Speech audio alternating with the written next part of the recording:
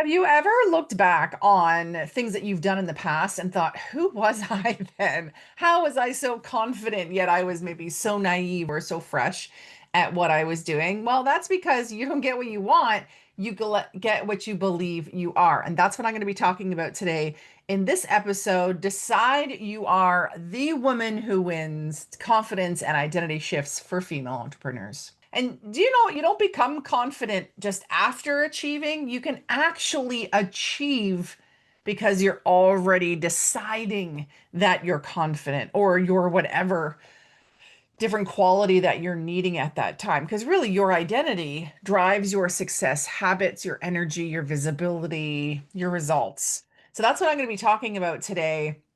Just decide that you're the woman who wins. Confidence and identity shifts for female entrepreneurs. And if you're like, I'm not a female entrepreneur, I'm sure you can apply this in whatever area of your life you see most fitting. And so, this idea of like the chicken and the egg, like, do you become confident because you've done the things, or do you first decide, okay, I'm just going to be confident and then achieve the things? I can remember back to just some things in my youth, like deciding in high school that I would be the high school graduation MC, and my mom saying, "Oh, Diane, I don't understand how you could ever do that." And my feeling was, well, I've never done it, and I'm just going to step into the role. And I guess being naive about it gave me this less expectation of myself that I don't necessarily have to know how to do it or what I'm doing or even expect to have a great result. I'm just going to step into it and do it. And so I had to, as we know, the saying, fake it till you make it. I had to, a lot of times, step into a fake confidence or just exude confidence, even though I maybe wasn't feeling it. Same thing comes in sports many times, but I'll talk mainly to rugby because a lot of times me kicking for posts. So when you score a try, you get to kick for posts, which is extra points. And then also when you in during the regular time of the game, you can also kick a penalty through the posts and get some points. And so in those cases, everyone would be watching me. And I can remember my first rookie game where the varsity Western University captain was off the field because the team was a bit weaker. They were putting some rookies in, and she normally was the kicker.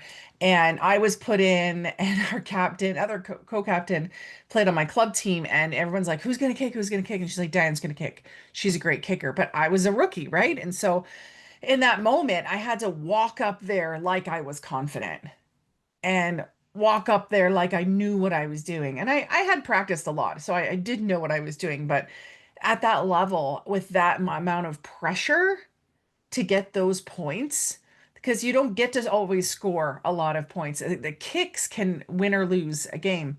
And so I had to act confident. I had to be the person who was going to do well. And so as I go through this episode today, I want you to be thinking about where can you choose to be more confident or whatever add that adjective in.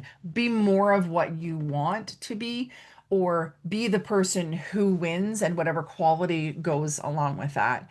I'm also going to share some benefits, some obstacles, and obviously the problems that aren't ignored, and then a call to action at the end that you can implement into your life, into your business, into your career, whatever it may be. So, this idea that you can actually be the person who does something, who wins, who's confident before you actually achieve it is that whole idea of faking it till you make it. But instead of faking it, you're going to actually own that quality. Okay. And so, whatever you need to do to be able to own that quality, it's actually going to help you more so than actually doing the task, because it's going to help you to get into a place of being when you go to do the doing.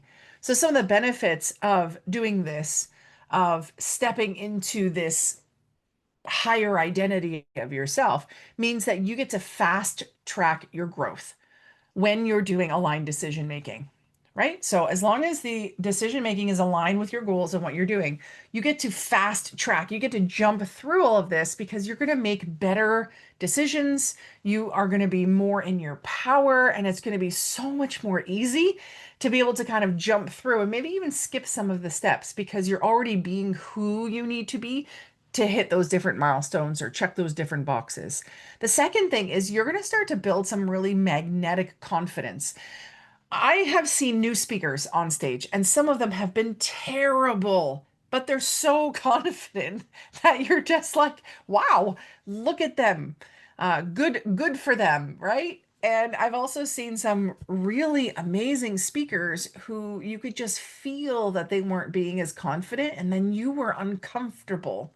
But when you own your confidence, and it doesn't have to be a loud and proud, outgoing confidence or even an arrogance, it can be that calm, steady, grounded, sort of wise wisdom confidence and presence.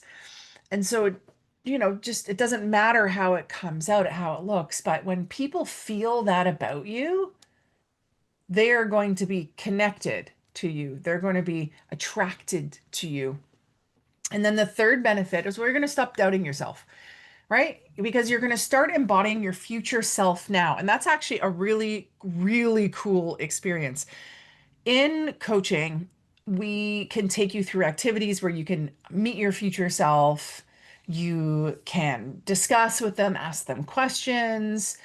And I can remember doing this activity with my coach when I started with my own life coach like 15 years ago, I guess it would be, or maybe longer. And I remember meeting her and feeling so distant. Like, wow, she's so much further ahead and she's so confident and so like grounded and wise and all the things that I thought I wasn't. But just meeting her and getting the essence of her helped me to start embodying my future self to the point where I can remember in this coaching session with my coach having a few breakthroughs, having a few achievements, and then meeting my future self. And the realization was I had actually become her. I had stepped into her body. It was me. I wasn't like meeting me, it was like me. And that was a really cool experience. So being able to know your future self, meet them, talk to them, tap into that energy is so mind blowing until eventually you just get to step into kind of the best version of you. And so obviously you get to stop doubting yourself because you're going to be doing that right away. A quick fact here, identity-based habits. So who you see yourself as and who you are acting as or being. I don't want you to think that you're acting like you're being fake, but you're choosing to be more confident or you're choosing to be more outgoing. You're choosing these things of how you're going to act that you're three times more likely to stick like that those habits are more likely to stick than those outcome based goals. So if you're like I am going to do healthy habits for like eating habits and exercise habits, you could think I'm going to do the habits, that's the outcome based ones, or you can believe you are a healthy person. So, believing you're a healthy person, acting as a healthy person, you're three times more likely to stick to your goals than if you just did the doing of those goals. Meaning, like believing in who you are, it matters way more than the plan of what to do. So, a lot of times people know the plan, but they're not doing it. I see that a lot in my clients when we start newly working together is they'll be like, I just don't know why I'm not motivated to do these things. And I just don't know why I'm not stepping up and into this. And I really want to do this, but I'm like self-sabotaging myself, or I feel like an imposter. All of these things happen so often. And even like as we cycle through, right? New level of success, people often then at that time will feel this imposter syndrome. But if you can stick to who you believe you are and those habits, you'll get way more results. But the obstacles that I often see is that people are waiting to feel ready. They're like, okay, I'm going to start my business when I feel like I'm doing it. I've seen a client say to me, well, I don't feel like an author. And the funny thing is, she'd already published a book and she didn't feel like an author. I coached another client who she came to me and she says, well, I'm going to take this other course and this other course and this other course, and then maybe I'll launch my program. I just don't feel ready to do it now. And I was like, if I booked you for a talk tomorrow, you could deliver probably 8 different workshops with the material you currently have. And she's like, yeah, you're right. Right. But that's an obstacle when we're waiting for the actions to happen rather than just stepping into who we need to be. Another obstacle that we face is we let old stories, old limiting beliefs define our new opportunities. Well, I didn't do well at that in that sales call before, so I won't now. I didn't get that speaking gig, and so I won't now. I failed at love in that other relationship, so I will now.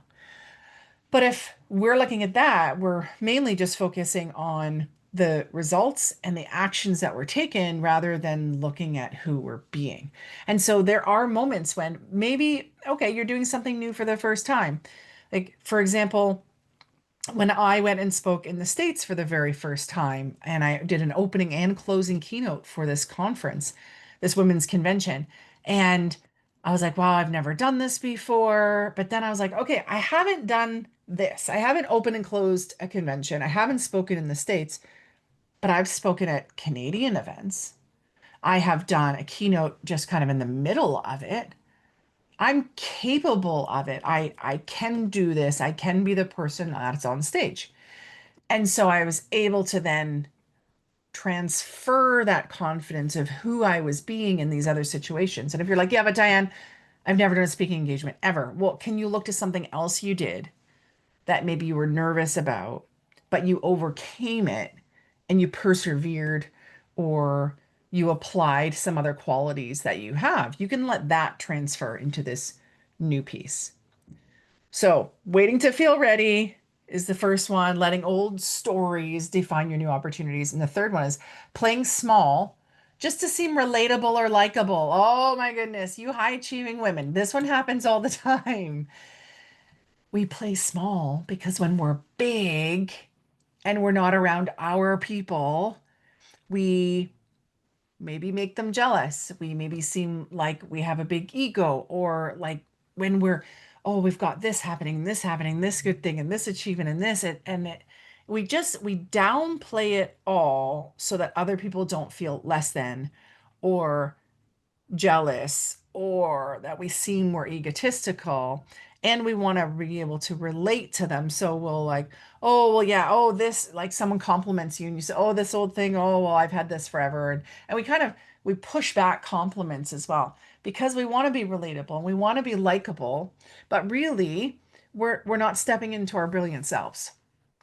And so these are all obstacles, and there's more, but these are kind of the main three that I see in my clients or in women when I talk to them after workshops or events and keynotes and such, is they say these things. Well, when I'm ready, I'll do it. You're not gonna be ready. You just have to do it. Or, well, it didn't work before. Well, that doesn't define you now. And well, I've already won a bunch of awards. It doesn't mean you can't win more, basically. And the problem, if you ignore this and you just let things be and you don't step into this more confident, fuller self, or you don't decide that you will be the one who wins, what's going to happen? Other people will take that spot. So if you're like, I'm not going to apply for that award, or I'm not going to see if I can speak at that conference, or I'm not going to launch that book, someone else will. And you'll be kicking yourself and you'll be stuck in that old identity, your old identity of like, oh, I'm not a person who can do this or whatever it is. You're stuck there, but there's this little voice that's saying, there's more and I can do more. And I'm not saying fill your calendar with more. Don't be busy just to be busy. But I'm saying around this place of you have goals and you have dreams and you have results that you want to have in your life. And it's going to take you stepping into that energy of I'm someone who wins, right? Another problem that will happen if you just keep going on and waiting for the actions to build the confidence or have you be someone who wins, is that you're going to have major confusion in your business direction, because you're going to say, and this is true for your life too, I want to go here, I want to do this, and then you're not going to be taking the right action to get you there, and then you're going to make changes and do the easy route or the shorter route, or just kind of be complacent and do nothing. And the last problem that can occur is you're allowing your circumstances to limit your next level. And that's the saddest thing. We are always evolving. I was talking to a brand new client. She was sharing about her business and really how far she's gotten it. And she shared it more of a fact basis of like, this is what I've done so that I know kind of she's getting me up to speed.